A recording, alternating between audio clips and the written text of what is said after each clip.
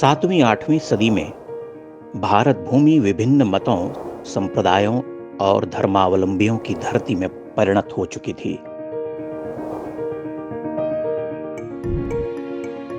यही काल बौद्ध और जैन धर्म का उत्कर्ष काल भी था। बौद्ध और जैन मत की जड़ें उपनिषद दर्शन में ही मिलती हैं, किंतु बाद में वे वेद विहित चिंतन पद्धति का खंडन करने लगे थे। बौद्धों के साथ साथ जैन मतावलंबियों ने भी इस काल में वैदिक धर्म का खंडन किया।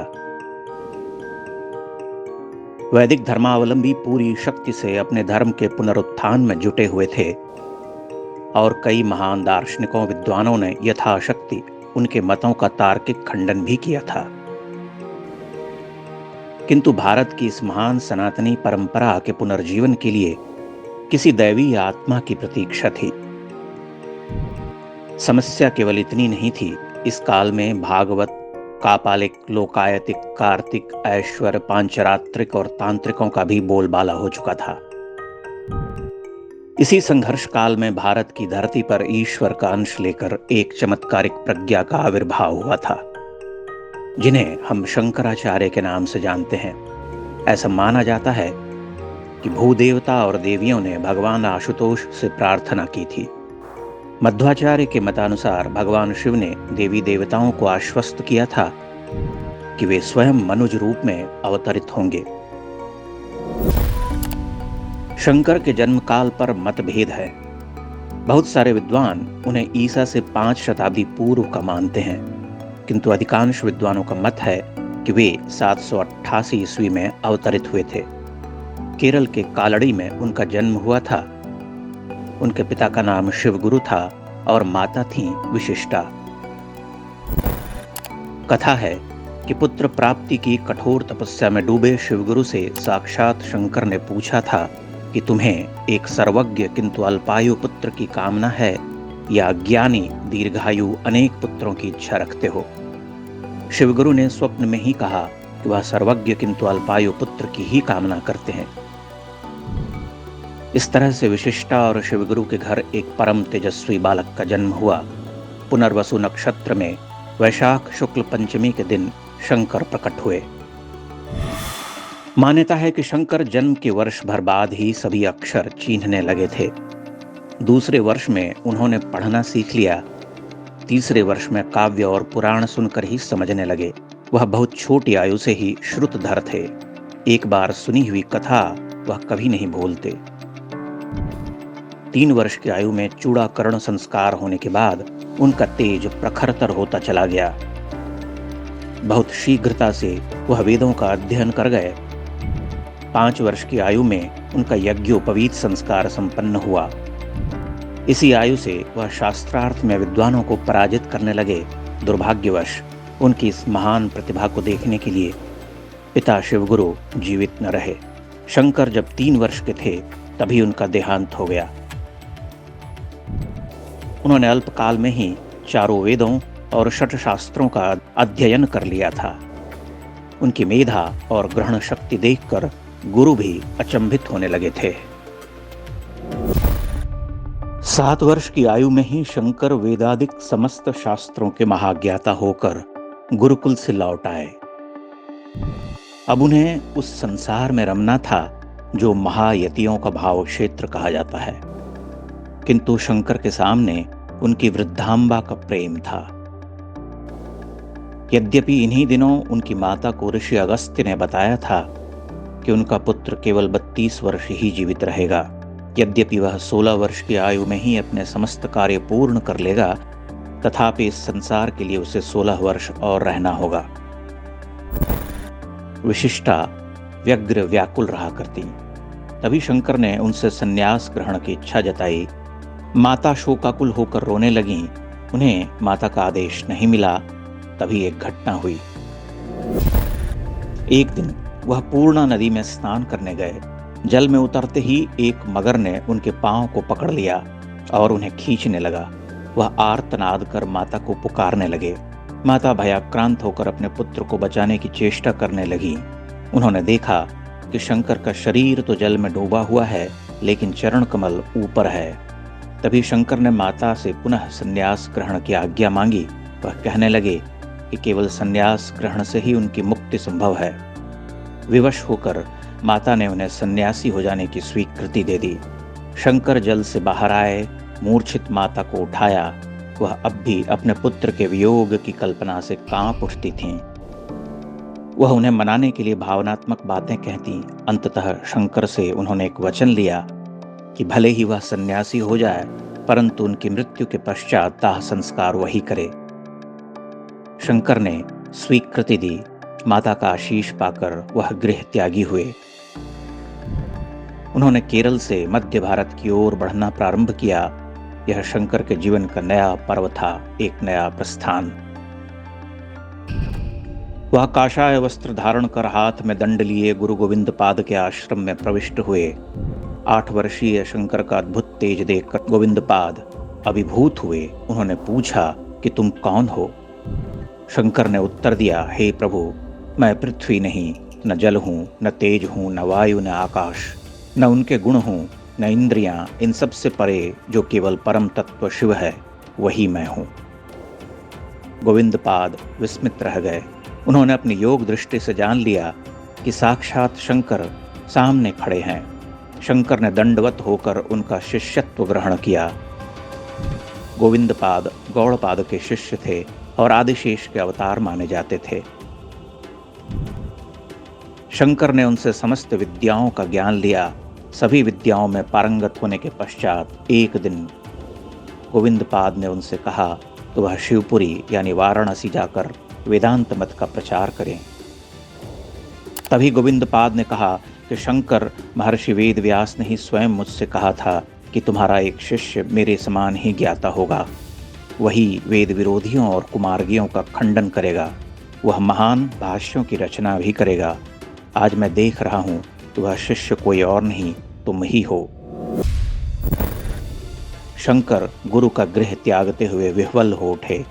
इन 4 वर्षों में उन्होंने राजयोग, हठ योग और ज्ञान योग की पूर्ण शिक्षा प्राप्त कर ली थी। गोविंद पाद के आश्रम से प्रस्थान करते हुए शंकर ने एक नए समय में प्रवेश किया। वह वाराणसी पहुंचे।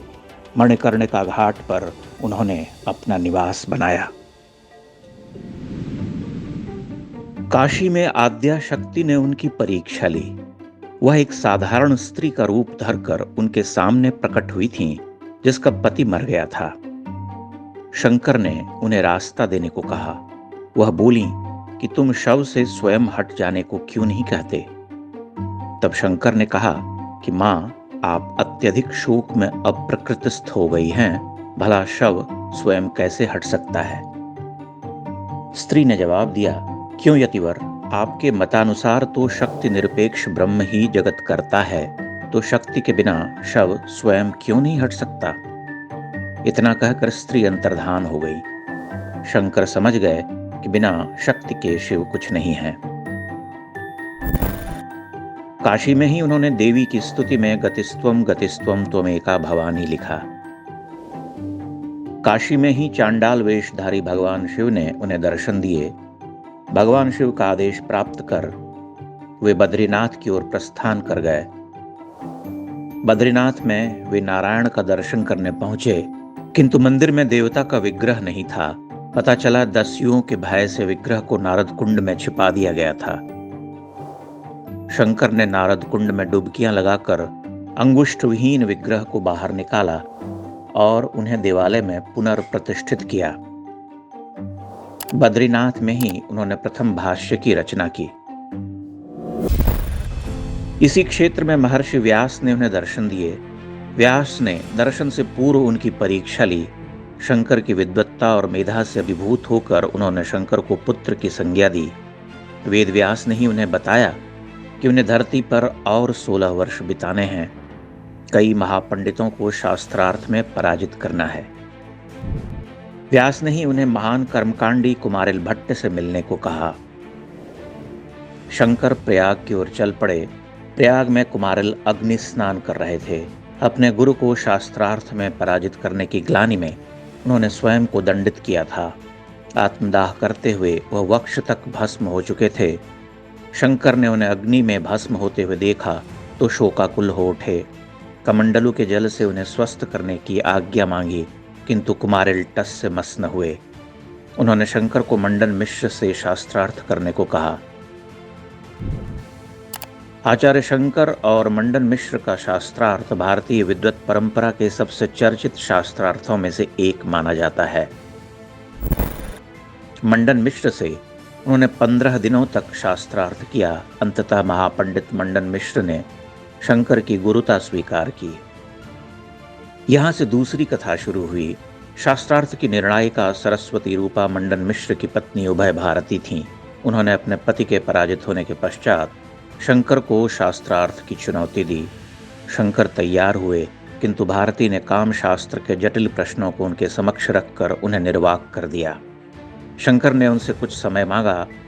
वह परकाया प्रवेश कर माह भर बाद लौटे। उभय भारती के सभी प्रश्नों के उत्तर देकर अपनी गुरुता सिद्ध की। शंकर ने सनातन धारा में कर्मकांडी, पाशुपत, कापालिक, उग्र भैरव, नैयायिक, मीमांसक समेत सभी मतावलंबियों को परास्त किया। बौद्ध और जैन आचार्यों को नत किया। वे उत्तर से दक्षिण और पूर्व से पश्चिम तक भिन्न भिन्न नगरों में घूमते रहे। उद्भट विद्वानों के समक्ष अपनी गुरुता सिद्ध की। भारत की 4 दिशाओं में 4 मठों शारदा मठ, गोवर्धन मठ, ज्योतिर्मठ और श्रृंगेरी की स्थापना की। इसके अलावा अनेक मंदिरों में देवी देवता की पूजा अर्चना प्रारंभ की। शंकर के द्वारा स्थापित 4 मठों में शंकराचार्य की परंपरा आज तक निर्बाध रूप से चल रही है। माना जाता है कि 4 मठों के अतिरिक्त उन्होंने कांची मठ की भी स्थापना की थी। कांची के आचार्यों का एक मत यह है कि शंकराचार्य ने अपने अंतिम वर्ष कांची में ही बिताए थे, वहीं अपनी देह का त्याग किया था, किंतु इसका कोई प्रमाण नहीं मिलता। बहुत सारे विद्वान मानते हैं कि उन्होंने हिमालय के उत्तुंग शिखरों पर अपनी नश्वर देह को त्यागा था। बद्रीनाथ, केदारनाथ के अतिरिक्त कश्मीर और सुदूर पूर्व, पश्चिम, मध्य भारत से लेकर दक्षिण के सभी प्रांतों में घूम घूम कर उन्होंने अद्वैत वेदांत का प्रचार किया, अपने मत को प्रतिष्ठित किया, अति महत्वपूर्ण भाष्य लिखे। प्रस्थान त्रयी पर उनका भाष्य अद्वितीय माना जाता है। इसके अलावा गीता भाष्य, उपनिषद भाष्य समेत कई ग्रंथों पर उन्होंने अमूल्य लेखन किया।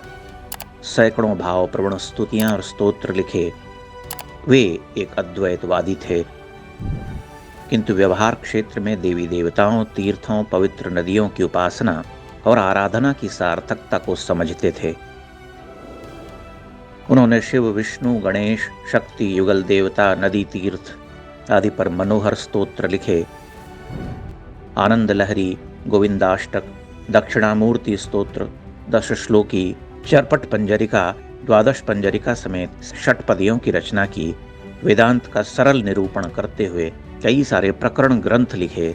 तंत्र ग्रंथों की भी रचना की। शंकर को अधिकांश भारत एक महान दार्शनिक यतीन्द्र के रूप में जानता है, किंतु वे एक विलक्षण कवि भी थे। सनातन के अप्रतिम योद्धा के रूप में उनकी गणना होती है। उन्होंने भिन्न मतों, संप्रदायों में बटे सनातनी समाज को एक सूत्र में जोड़कर हिंदू धर्म का ध्वजदंड गाड़ दिया। उन्होंने ब्रह्म को सत्य कहा, जगत को मिथ्या माना। उनकी स्तुतियों में इस जगत की निस्सारता का भाव बार बार प्रकट होता है। आश्चर्य है कि सर्वज्ञ और दिग्विजयी शंकराचार्य इस भावारण्य में स्वयं को अकेला पाते हैं और कहते हैं, भावारण्य भीतम च माम पाहि भद्रे, नमस्ते नमस्ते नमस्ते भवानीम। वे केवल 32 वर्ष के लिए इस धरती पर आए थे। 32 वर्ष की अल्पायु में उन्होंने अविश्वसनीय कार्य किए। उनकी महत्ता इस बात में भी निहित है कि आज भी बहुत सारी स्तुतियां, स्तोत्र और हिंदू पूजन पाठ आदि की पुस्तकों के अंत में लिखा मिलता है, आदि शंकराचार्य विरचितम। उनकी मेधा और कार्यक्षमता अलौकिक थी। महान यायावर शंकर को भगवान शिव का ही अवतार माना जाता है।